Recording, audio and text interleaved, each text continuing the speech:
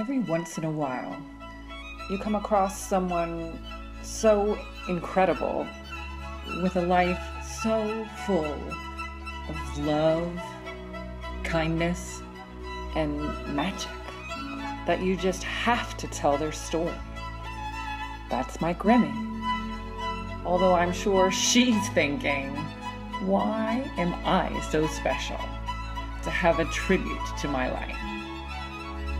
She doesn't know something that we all know, which is that she's amazing. Her life is history, and she's an inspiration to us all.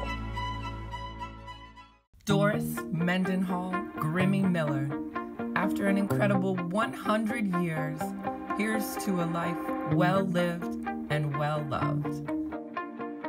Let's start from the beginning. I grew up in hard times. It was the First World War, and so things were depressed at that time. Most of my childhood, there was either very low prices for the produce that the farm gave us. We didn't have any money. I can assure you that it is safer for you to keep your money in a reopened bank than to keep it under the mattress. And we lived very frugally, but so did everyone else. We didn't consider poverty. We did not feel that we were poor. We just knew that we didn't have any money. That's all there was to that. It was a very hard life. They didn't have a lot to eat at times. She grew up in a depression. She had a full scholarship to go to college, and she couldn't go because she didn't have money for clothes or books. My mother had had such a very difficult time birthing me that she was very weak and you know, just took care of me, and that was about it. My sister Lillian, who was 15 when I was born, thought I was an embarrassment, but my sister Thelma, who was 13 when I was born, just thought I was the most wonderful thing in the world. And so when I was about 19 months old, and the state fair met in Huron, South Dakota, and had this Better Babies contest.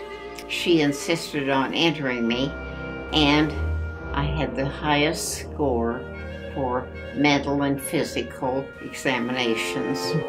And so I got this medal and then a $5 gold piece. My father took it to the bank and opened a savings account. The bank went broke. That was the end of my money.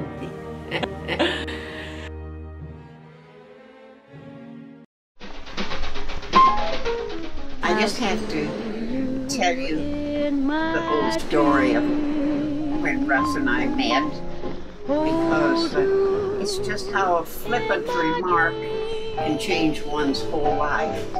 You see, I worked for the government, and I had saved a little money, and my dad helped me find a used car. It's about a 26 Ford Coupe with a rumble seat. The organization I worked for was planning a big affair, and my best friend was not going to be able to go because she was dating a young man at the university, and they just didn't have any extra money, and cab fare was pretty expensive. And so I flippantly said, "Get me a date and I'll take my car." And the next thing I knew, she said, "Well, Lloyd's roommate broke up with his girl just lately, and he's so nice." She said, "I think you'd like him." And I said, "Okay." Now, I had had some blind dates that were pretty bad, and I decided never another blind date. But, you know, one more. So, the night of the party, well, for one thing, I began to be pretty apprehensive about it. And I had made a payment on a fur coat. Now in those days, a fur coat was really a luxury. Now it's made out of rabbit fur,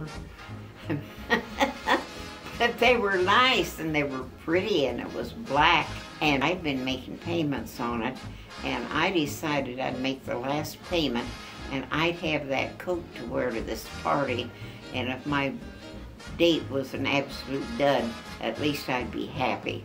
And so the day came and it began to snow. Mother said, Russell, I'd appreciate it if you would drive. Now Doris is a good driver, but it's snowing so hard. So anyway, Russell drove. That's 4 of us in a little Ford coupe.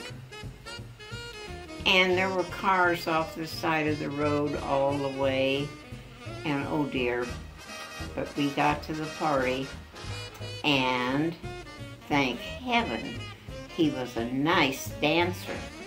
And I was just really enjoying it. Of course, I was delighted when he called the next day and asked if he could come out to the house. And from then on, it was just one happy life because he and I were made for each other. And then we had World War II.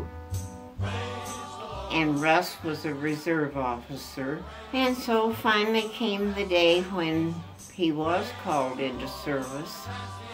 And he was so fortunate because as a dentist, he was going to be assigned somewhere to do dentistry. And it just happened that he was assigned to the station hospital in Fort Leavenworth, Kansas. And we thought every day that he'd probably be sent overseas, but we're very fortunate that he wasn't. And now it seems like a bad dream. My mother adored her husband, and he adored her. They were quite the team. They were wonderful dancers. I love to watch them dance because they met each other during the war when the big band era was the thing, and they loved to go out and dance at night. They had a wonderful time together. Well, he and I did a lot of dancing in our lifetime because that was just the beginning. He had bids to fraternity parties at the university, and we went to those, and I loved having long fancy dresses for things like that. And then as we went through life, there were various occasions where there'd be dances to go to. I would say that in our lifetime, we probably danced as much as any couple ever did. And even in the last month or so of his life, we danced a bit on the kitchen floor at our place in Seven Lakes.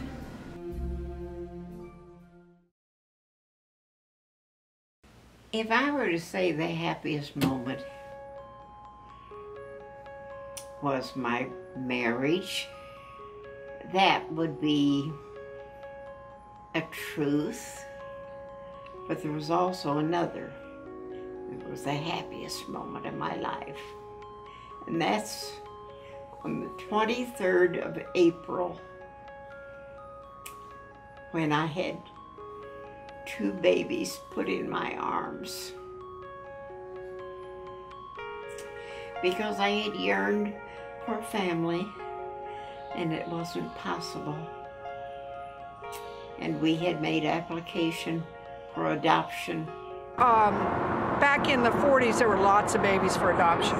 And there was this place in Kansas City that was probably the best agency in that part of the country. And they looked into adopting a baby.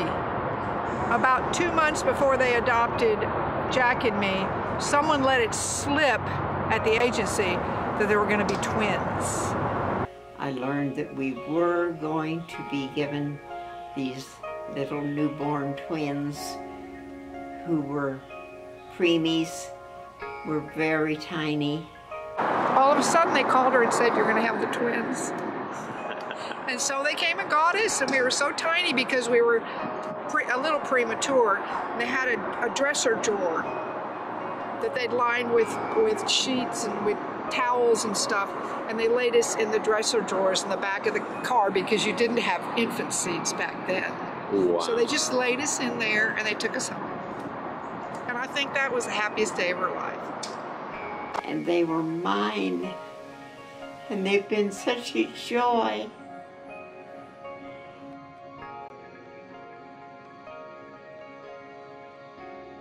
Oh, raising twins is an interesting thing, because there are stages in life when one can't think of what to do, the other one can.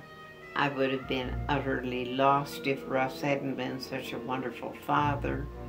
He was in the Army and had regular hours, and when he came home at night, I was ready to fold up.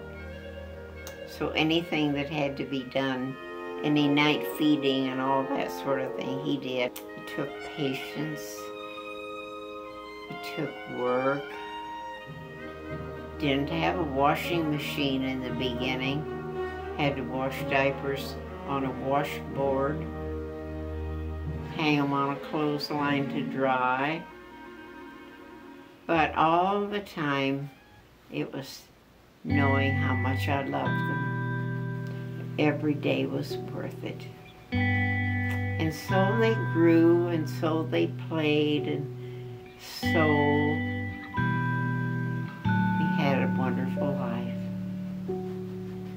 Well, when we were babies, it was right post-World War II, and there weren't a lot of things available. There'd been rationing early on, but I was born in '45, so that wasn't still going on. But I do remember her telling me that she couldn't get bananas. And every once in a while she'd go to the store and she'd be able to get a banana. And she always mashed it up and gave it to Jack and me, although she loved bananas. And she would salivate while she was feeding us the bananas, and she wouldn't take a bite even. That's the kind of sacrifice my mother made for us. I've never seen my mother more in awe of anyone than my Grimmy, and the two of them together, they are total besties. They have an unspoken language between the two of them. My mother will just go over there and spend time with her because she loves it, because she loves her company. It's never because she feels an obligation to do it. To see my mother and my Grimmy together it's a beautiful relationship. Jack had a very loving relationship with his mom. He talked to her every day, whether it was just for a few minutes or maybe an hour, just to hear her voice. And Jack had the same positive attitude that his mother had. He had such strength, just like his mom did, and I know that it was through her influence that he was such a positive and strong person.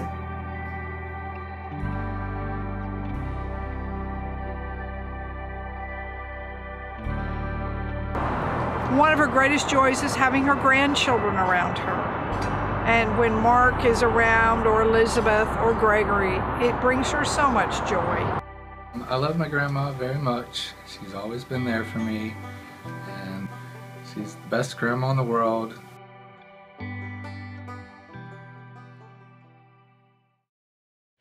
What sort of thing could I possibly give my family, my grandchildren, my great-grandchildren, as a bit of advice? I really can't think how to put it, but I think love is the thing that's important. To love your neighbor, to love the world, to be thankful for all the blessings. Do the best you can to be kind to people. Doris is somebody I see every single day and look forward to it. The scripture that says, I can do all things through Christ who strengthens me. And I have turned to that in times that I've been perplexed. People look to her for counsel, for perspective, and they really respect her judgment because she's just so intelligent, so thoughtful. Doris is one of the first residents we met when we moved to Trinity Oaks.